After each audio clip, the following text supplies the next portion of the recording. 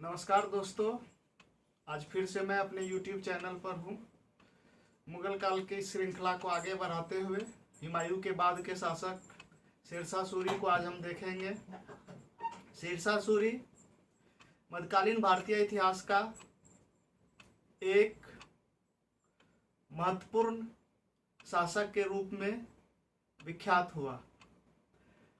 वैसे हम हुमायूं के चर्चा के क्रम में शेरशाह सूरी को थोड़ा बहुत समझ ही चुके हैं, परंतु शेरशाह सूरी को विस्तृत ढंग से समझने की ज़रूरत है, क्योंकि उनके प्रशासनिक व्यवस्था पे बहुत सारे सवालात आते हैं। एक शासक के रूप में शेरशाह सूरी का मूल्यांकन पूछा जाता है। पीसीएस में भी इस तरह के बहुत सारे सवाल आते हैं। सबसे पहले हम शेरशाह सूरी पर उपलब्ध स्रोतों की चर्चा करेंगे।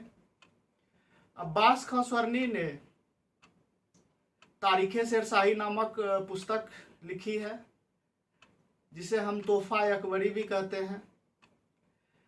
इलियड एंड डॉसन ने इसका अंग्रेजी में अनुवाद किया है।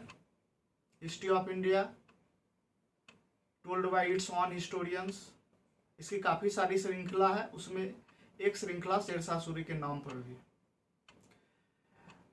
अब्बास खां स्वर्णी की किताब अनुवादित होकर हमारे सामने उपलब्ध है, अंग्रेजी भाषा में भी है, इसका हिंदी अनुवाद भी किया गया है। विद्या भास्कर की रचना है शेरशाह सूरी, और अभी हाल में हिंदी में दामोदर लाल गढ़ की किताब आई है शेरशाह सूरी, और बहुत सारे उपलब्ध स्रोत हैं जिसके आधार पर हम शेरशाह सूरी पर चर्चा को आगे बढ़ाएंगे। महत्वपूर्ण स्रोत के रूप में हम अब्बास खां स्वर्णी के तारीख़े शेरशाही को देखते हैं। महत्वपूर्ण पुस्तक की रचना काली रंजन कानूनगो ने भी की है। शेरशाह के नाम से कानूनगो ने भी शेरशाह का बहुत ही सटीक मूल्यांकन किया है। शेरशाह सूरी का जन्म 1472 ईस्वी में हुआ था, लेकिन काली रंजन कानूनगो के अनुसार 1486 ईस्वी में शेरशाह का जन्म हुआ था। शेरशाह के बचपन का नाम फरीद था। उसे बहार खां लोहानी ने शेर खां की उपाधि दी थी। किसी किसी इतिहासकार का कहना है कि उसके पिता हसन खां ने उसे उपाधि दी थी। कहा जाता है कि एक तलवार के एक टुकड़े से एक शेर को काट डाला, इस वजह से उसे शेर खां का नाम पड़ा। जैसा कि हम जानते हैं, शेरशाह के पिता का नाम हसन खां सूर था, जो जौनपुर के जागीरदार थे। शेरशाह बिहार के गवर्नर बहार खां लोहानी के अधीनस्थ एक सैन्य पद पर था। बाद में बहार खां लोहानी को परास्त कर उसकी विधवा दूदू बेगम से शादी कर लिया और उसके बेटे जलाल खां को अपने पुत्र के रूप में स्वीकार कर लिया। सबसे पहले 1529 ईस्वी में शेरशाह ने महमूद खां लोदी के पक्ष में बाबर के विरुद्ध घाघरा के युद्ध में भाग लिया था। 1529 ईस्वी में शेरशाह ने बंगाल के शासक नुसरत शाह को परास्त किया। इसके बाद कुछ दिनों तक शेरशाह बाबर की सेना में भी काम करता रहा। हालांकि शेरशाह की महत्वाकांक्षा को देखते हुए बाबर ने उसे खदेड़ दिया। उस समय बाबर को यह नहीं पता था कि यह अफगान एक दिन उसके साम्राज्य के लिए काल बनेगा और उसके पुत्र को अपदस्थ कर देगा। हुमायूं के क्रम में हम लोग जान चुके हैं, 1530 ईस्वी में चुनार पर अधिकार किया। चुनार के किलेदार ताज खां सारंगी को मार डाला। उसकी विधवा लाड मलिका से विवाह किया। इस प्रकार शेरशाह को अपार धन की प्राप्त हुई।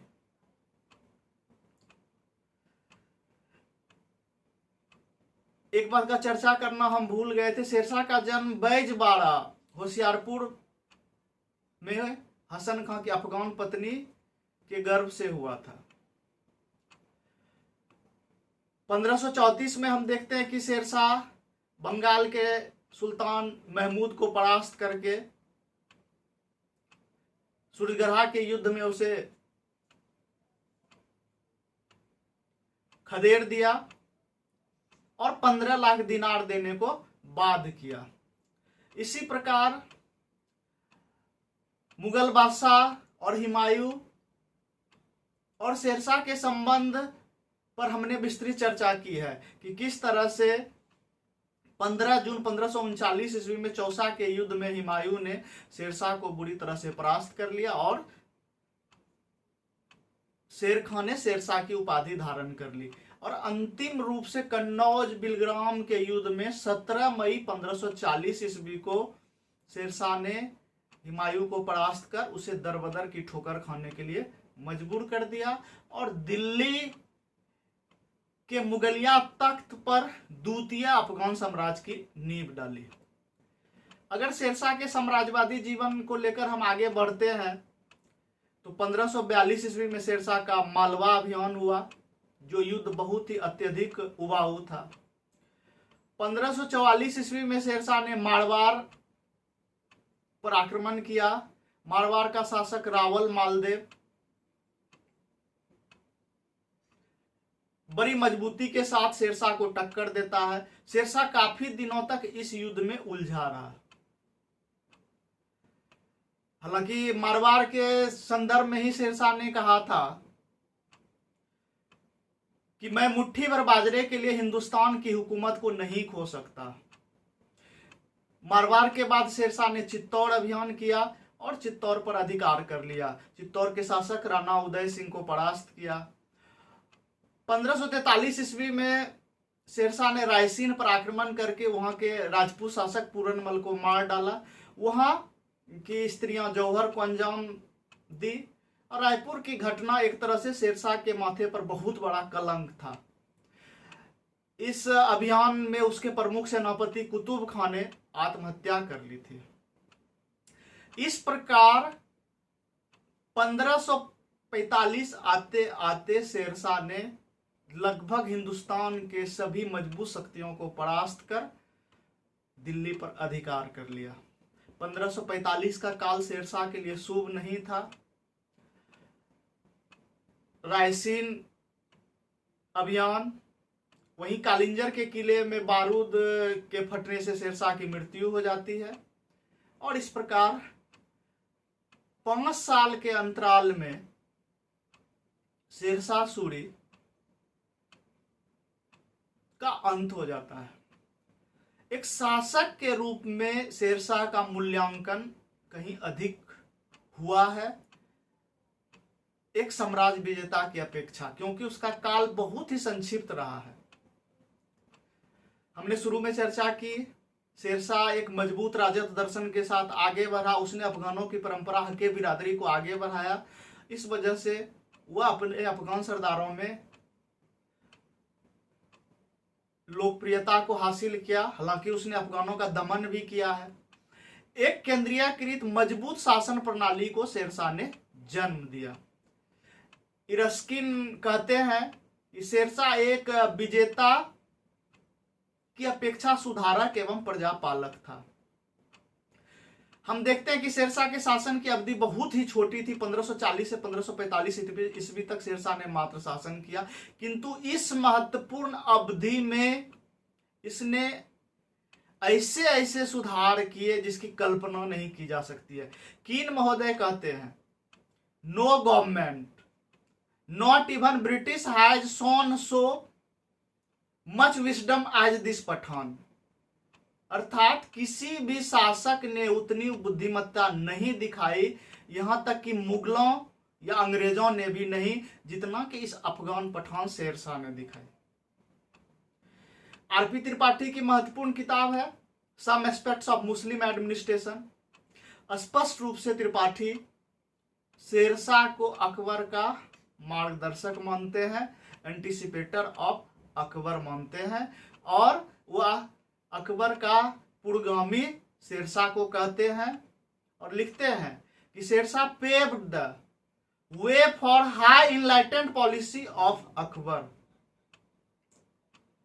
अकबर के द्वारा जितने भी महत्वपूर्ण सुधार किए गए उनके अनुसार कमोबेश यह शेरशाह के सुधार से प्रभावित था। शेरशाह के सुधारों को क्रमबद्ध हम लोग देखेंगे और उस एक शासक के रूप में उसका मूल्यांकन करेंगे। सबसे पहले उसका जनहित और जननीति का सिद्धांत। जैसा कि हम जानते हैं, धर्मशालाएं बनवाई, सड़क बनाया, सराय बनवाई। सराय एक तरह से सचिवालय का काम करता था। कानूनगो कहते हैं कि ये सराय साम्राज्य रूपी शरीर की रक्त धमनियां थी, ब्लड सर्कुलेशन था। सराय की देखभाल सिकदार के जिम्मे था। सराय से डाक चौकी संचालित होती थी एवं गुप्तचर सेवा का संचालन होता था। हम जानते हैं कि डाक सेवा का जनक शेरशाह था। शेरशाह के समय धावकों के माध्यम से डाक सेवा प्रचलन में आया। एक घुड़सवार एक जगह से दूसरे जगह डाक पत्रों को ले जाते थे, फिर दूसरा घुड़सवार उसको तीसरे जगह पहुंचाते थे। इस प्रकार इस माध्यम से डाक सेवा का प्रारंभ शेरशाह के समय में हुआ। जनहित कार्य किए गए। शेरशाह के समय में लंगर का संचालन होता था। अब्बास खां स्वर्णी लिखते हैं कि करीब 500 अशरफियां लंगर चलाने पे खर्च होता था। शेरशाह के समय में 3 तरह के लंगर का उल्लेख मिला है।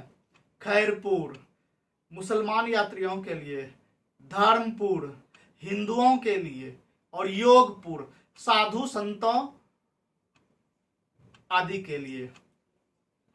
शेरशाह के द्वारा स्थापित सरायों में हिंदू मुसलमानों के अलग अलग ठहरने की व्यवस्था थी। इस प्रकार शेरशाह ने जनहित के सिद्धांत को आगे बढ़ाया।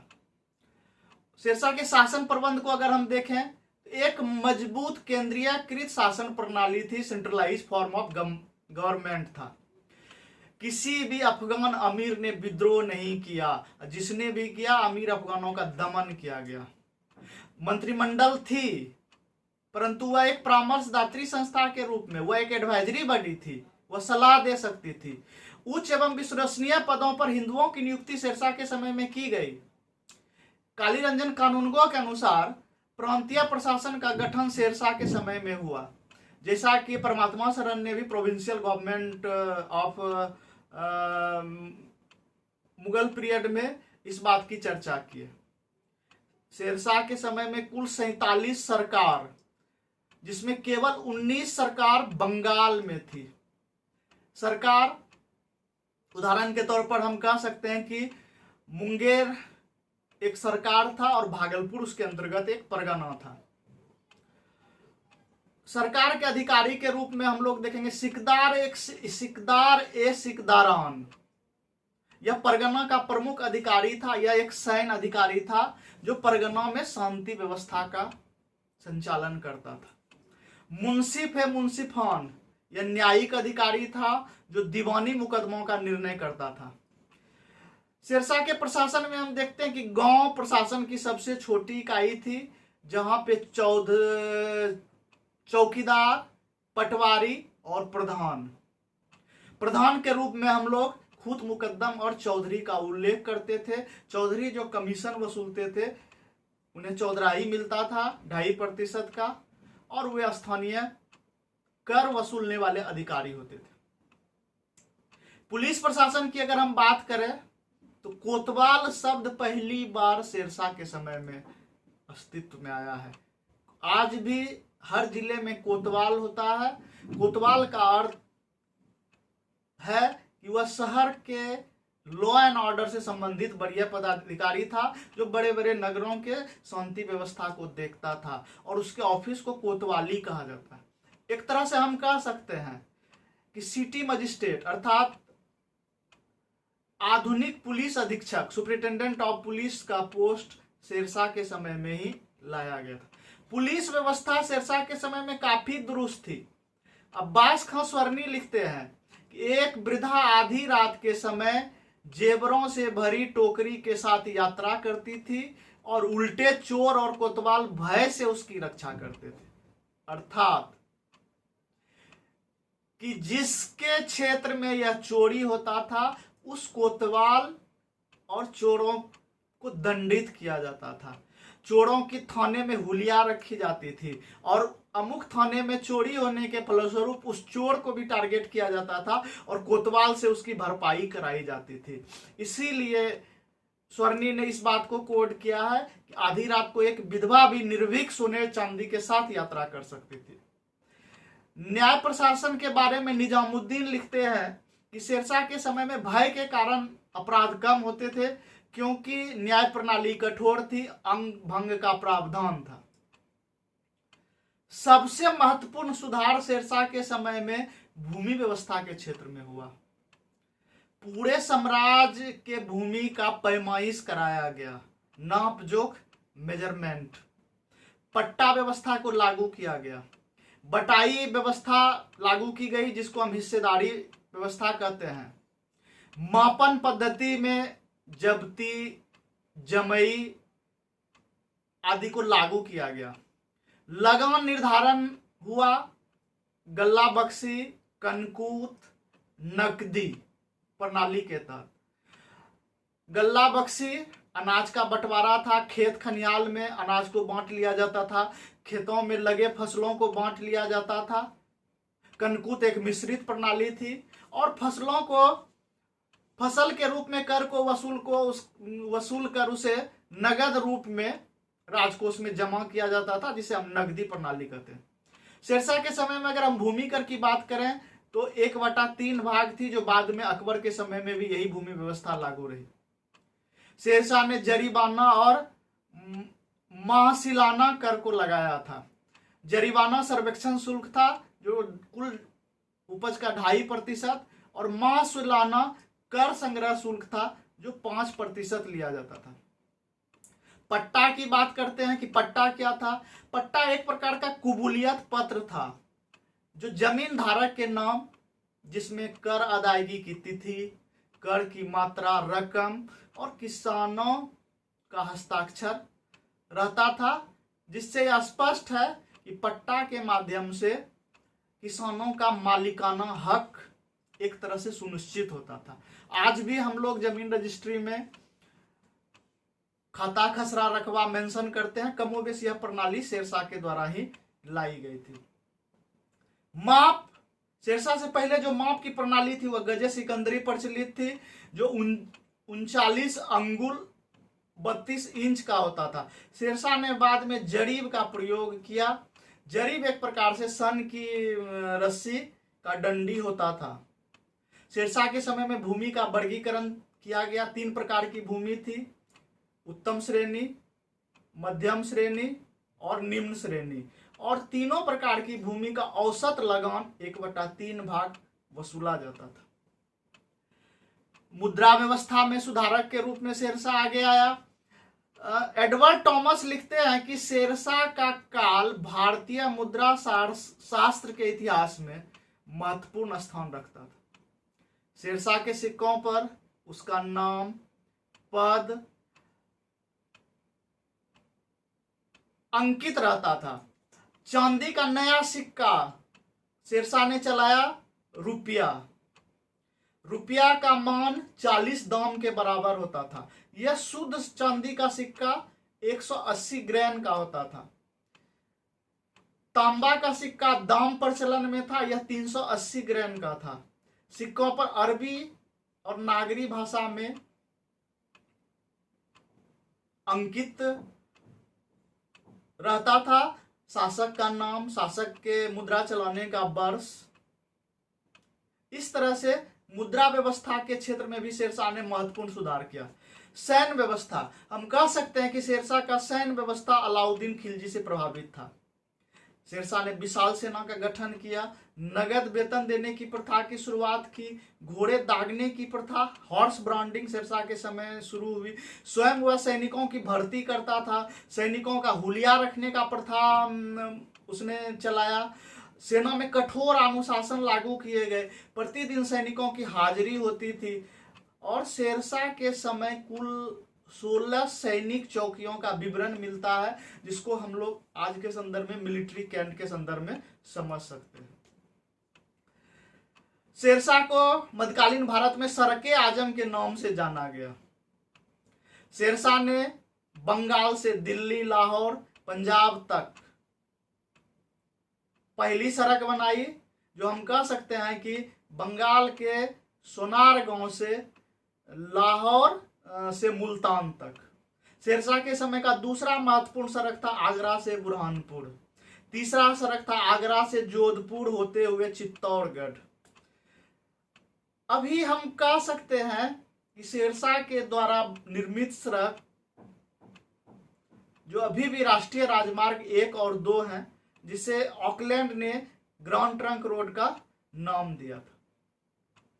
इसलिए शेरशाह को मध्यकालीन भारत में सड़क आजम के नाम से कहा गया। शेरशाह के स्थापत्य और नगरों को अगर देखें तो उसने साम्राज्य की सुरक्षा के लिए रोहतासगढ़ किला का निर्माण पूर्व में करवाया, सासाराम में मकबरा बनाया, पुराना किला दिल्ली में स्थापित किया, किला एक ऊना मस्जिद भी दिल्ली में है। हम देखते हैं कि शेरशाह ने राजनीतिक उद्देश्य की पूर्ति के लिए कभी कभी धर्म का भी सहारा लिया। रायसेन के शासक पूरनमल के साथ उसका व्यवहार धर्मांधता से भरा हुआ था और उसने जोधपुर में हिंदू मंदिरों को तोड़कर उसके स्थान पर मस्जिद भी बनवाई। शेरशाह ने कन्नौज को बर्बाद करके सूरनगर बनवाए। तो कालिंजर अभियान एक तरह से कलंक भी था शेरशाह, वहां की राजपूत स्त्रियां जौहर में जल गई। लेकिन उसके स्थापत्य को अगर देखें तो शेरशाह के मकबरे को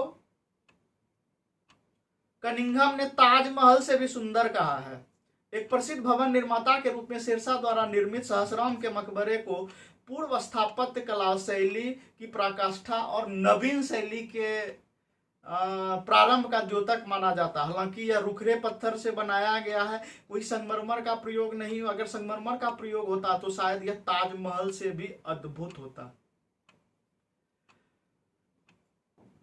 1545 में शेरशाह ने कालिंजर के कीरत सिंह की एक नाचने वाली दासियों को यानी कि नर्तकी को हथियाना चाहता, जिसे देने से कीरत सिंह ने इनकार कर दिया।